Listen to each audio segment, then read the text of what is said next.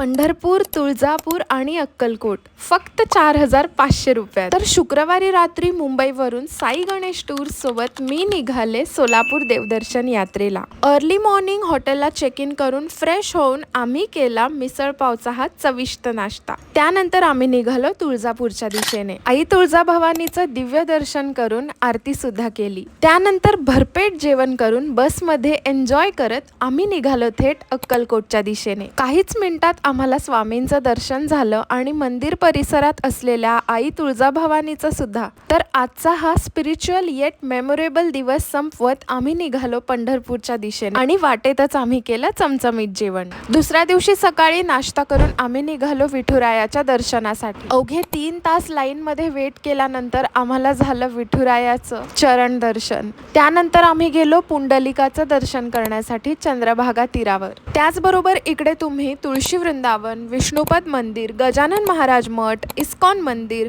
यासारख्या ठिकाणी सुद्धा दर्शनाला जाऊ शकता. त्यानंतर आम्ही गेलो हॉटेलवर आणि परतीच्या प्रवासाची सुरुवात केली. साई गणेश टूर सोबत सोलापूर देवदर्शन यात्रेचा माझा हा प्लॅन एकदम परफेक्ट होता. तर तुम्ही सुद्धा वर दिलेल्या नंबरवर कॉल करा आणि तुमची सोलापूर देवदर्शन यात्रा साई गणेश टूर सोबत आजच बुक करा.